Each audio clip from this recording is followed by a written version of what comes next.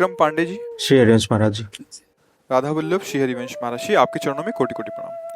महाराज जी, आपकी कृपा से जीवन में कोई प्रश्न अब बाकी नहीं रहा है। सारी परेशानियों का हल आपके श्रीमुख से श्रवण करता हूँ। फिर भी महाराज जी, मेरा एक प्रश्न है कि प्रभु जी, मेरे मन में सदैव गलत विचार रहते हैं और इसी कारण जीवन में अब तक असंख्य व्यभिचार और पाप किए हैं। अब लो नशानी अब ना नसई हो का संकल्प सदैव टूट जाता है। इसकी वजह से मन में बहुत अशांति रहती है। पाप करने के बाद ईश्वर के सामने जाने की भी इच्छा नहीं होती। मुझे पापी का उद्धार करें महाराज जी, कैसे होगा, क्या करूं? इसको समझना होगा बच्चा, ये कसम आदि से नहीं रुकता है। अब लो निशानी अब ना नसीब कह दिया इससे रुक जाएगा, ऐसा नहीं। पूर्वाभ्यास बहुत दृढ़ है भोगों का, इसी जन्म से नहीं, बहुत जन्म हो चुके हैं।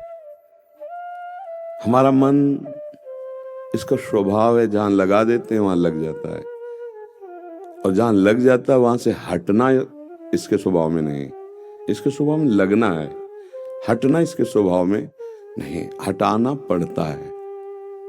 जैसे किसी भी भोग में लगा हुआ है, थोड़ी देर भोगेगा, फिर हटना जैसा लगेगा, पर फिर उसी भोग में लग जाएगा। फिर वो उसी भोग को नवीन रूप से भोगना चाहेगा, नवीन शरीर में भोगना चाहेगा। ये इसकी जो मलिनता है, बिना विवेक उदय हुए ये नष्ट नहीं होगा। विवेक जो आप सत्संग सुन रहे हैं, शास्त्र स्वाध्याय कर रहे हैं, इन्हीं से जागृत होता है। और जागृत हुआ आपके अंदर तो आप अपने को सभा में बोलने लगे कि मैं व्यभिचार दोष से युक्त हूं, मैंने पाप किए। ये विवेक बोलवा रहा है। अज्ञानी अविवेकी पापात्मा जीव ऐसा नहीं बोल सकता। सत्संग सुना, हिम्मत आई, अपनी गलती स्वीकार की, विवेक जागृत हुआ, आप बोल रहे हैं। अब इसका सुधार, जिस समय मन में स्फुरणा भोगों की होती है, पहले स्फुरणा होती है, फिर उसका मनन होकर संकल्प बनता है, बाद में क्रिया होती है। अचानक कभी क्रिया नहीं होती भोगों की। जैसे ठोकर लगी गिर गए, ऐसे कभी भोगों में नहीं गिरते। ध्यान से देखना, हमारी बात सुनना। पहले स्फुरणा होती है अंदर, अमुक भोग, फिर उसका चिंतन बनता है, फिर संकल्प बन करके हमारी क्रिया की ऐसी वृत्ति उत्पन्न होती है, कुछ भी हो करना है। जब संकल्प बन गया, फिर मिटाना बहुत कठिन है। मिटाया जाता है जहां स्फुरणा हुई, वहां भोग की स्फुरणा जब होती है, उसको गाढ़ चिंतन में ना बदलने दिया जाए। इसलिए कहते राधा राधा राधा राधा। उस समय हम अपने मन को स्वतंत्र ना होने दें। होता क्या है कि हम उस समय तदात्म हो जाते हैं और हमारी सावधानी छूट जाती है, उसमें हम सुख लेने लगते हैं। समझ पा रहे? कोई भी भोग क्रिया बिना भोग संकल्प के नहीं होती। भोग संकल्प के पहले भोग स्फुरणा होती है। स्फुरणा के समय यदि हम संभाल लिए तो गाढ़ चिंतन नहीं होगा, संकल्प नहीं बनेगा। संकल्प नहीं बनेगा तो हम क्रिया को नहीं होने देंगे। जब संकल्प बन गया तो तुम्हारी ताकत नहीं कि तुम क्रिया को रोक दो, क्योंकि तदात्म होने पर संकल्प बनता है। ऐसे से ऐसा देखो, पिछली बार जब आपने जो चीज भोगी थी वो ऐसे, आपकी ऐसे ऐसा, और पहले चिंतन हो रहा, उसी समय उसको रोको। राधा राधा राधा राधा राधा राधा राधा, नहीं नहीं नहीं। अगर धर्म पूर्वक विषय चिंतन हो रहा है तो उसे हम स्वीकार कर लेते हैं, उसकी मांग पूरी। अगर अधर्म पूर्वक है तो राधा राधा राधा राधा, नहीं नहीं, कदापि नहीं, नहीं। अंदर युद्ध शुरू नहीं। वो बार बार आपको चिंतन कराने के लिए एकांत करेगा कि शांत हो जाओ, छोड़ो नाम, देखो हम तुम्हें पेश कर रहे हैं, इससे बड़ा सुख होगा। और आप अगर उसमें डूब गए, मतलब आप स्वीकृति दे दी, अब आपको नष्ट कर देगा। कोई आवे या ना आवे, कोई मिले या ना मिले, अपने आप से अपने आप में नष्ट हो जाओगे संकल्प बनने पर। ध्यायतो विषयान पुंसां संगास्तेषु उपजायते, संगात संजायते कामः, कामः क्रोधोद्भिजायते, क्रोधात् भवति सम्मोहा, सम्मोहात् स्मृति विभ्रमा, स्मृति भ्रंशात् बुद्धिनाशो, बुद्धिनाशात् प्रणश्यति। पहले विषय का ध्यान होता है, चिंतन होता है, वो ना होने पावे, आगे की सब क्रियाएं रुक जाएंगी। अगर वो हुआ तो तत्काल संकल्प और आसक्ति और क्रिया सब, कहने में बहुत देर लगता है। वो मन इतना प्रवीण है कि वो सोचता है और आपको समेट लेता है। आप सोचते हो मेरी मांग है, मैं सोच रहा हूं, मैं करूंगा, मैंने किया था, मैं ऐसा कर सकता हूं। आपको समेट लिया अपने में। अब आप अलग नहीं रहे, आपको नष्ट कर देगा। जब आप अलग होके देखे, मन नहीं नहीं नहीं, तू बहुत बार गलती करवाया, तेरी चाल ही है, तू हर बार मुझे नष्ट करता है। आपने राधा राधा राधा राधा राधा राधा राधा, तेरी सुनेंगे नहीं, तेरे को अवसर नहीं देंगे, बच जाओगे। करके देखो, इसी से विजय प्राप्त की जाती, यही उपाय है। और मन में एक ही विषय करोड़ों बार भरे हैं, एक ही विषय, जैसे काम, तो काम की करोड़ों बार वो वृत्तियां बनी हैं, वो संस्कार बने। तो जब जब हम नाम जब शुरू करेंगे तो वो हर बार वही निकलेगा, वही डिलीट हो। आपको लगेगा इतना नाम जपने पर अभी तक नहीं गया, नहीं, वो जो आया था वो तो गया। ऐसे करोड़ों मैसेज भरे हैं काम के, और सबको नाम एक एक करके जड़ से डिलीट करेगा।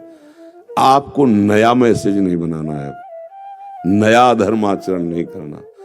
वो डिलीट होते होते मन निर्मल हो जाएगा, घबराने की जरूरत नहीं। पापी का मतलब होता हमसे गलती हो गई। जैसे कहते हैं जानबूझ के, कैसे, वो सच्ची में नहीं जानता, वो जानकारी भी जानकारी नहीं है। जिससे पाप बन रहे हैं वो क्या ज्ञानी है, वो क्या जानता है, बेचारा। वो जानते हुए भी अनजान है, वो अज्ञानी है। असत भोगों में सुख, गलती हो रही उससे। किसी को भी सुधरने का आखिरी तक चांस है इस अध्यात्म में, आखिरी श्वास तक चांस है। अगर आप तो अभी नौजवान हैं, आप सुधारना चाहें, आप अपने को बहुत जल्दी सुधार सकते हैं, अभी अवसर है। जैसे मटकी आवे में पक जाए, फिर उसको कोई रूप देना बड़ा कठिन हो जाएगा, लेकिन कच्ची मटकी है तो फोड़कर उसे कोई भी रूप दिया जा सकता है। अभी आप कच्ची मटकी हैं, अभी अवसर है, आप बदल लें। जब मन आपको गलत शिक्षा दे उस समय नाम कीर्तन जोर जोर से राधा राधा राधा राधा राधा। उसकी बात नहीं सुननी, नहीं सुनोगे तो जलाएगा तुम्हें, उसकी जलन को बर्दाश्त कर जाओ। अगर बर्दाश्त कर गए तो जीत गए, अगर बर्दाश्त नहीं किए तो हार गए। फाइनल में है उसकी जलन को बर्दाश्त करना पड़ेगा। यम ही न व्यथ्यन्ते ते पुरुषम पुरुषर्षभ शम दुखा सुखाधीरम सोमृतत्वाय कल्पते। जो उस व्यथा को सह गया, इतना टूटा नहीं कि जो मन का वही करना पर, तो फिर वो जीत गया। मन को जीतना इसलिए कठिन पड़ जाता है, वो इतनी जलन पैदा करता है कि लगता है यार चलो थोड़ी देर में शांत तो हो जाएगा, पर थोड़ी देर बाद शांत हो जाएगा, फिर जो नया वो बनाएगा सीन, वो फंसाते फंसाते जेल नर्क दुनिया की ये सब दुर्गति करा देता है।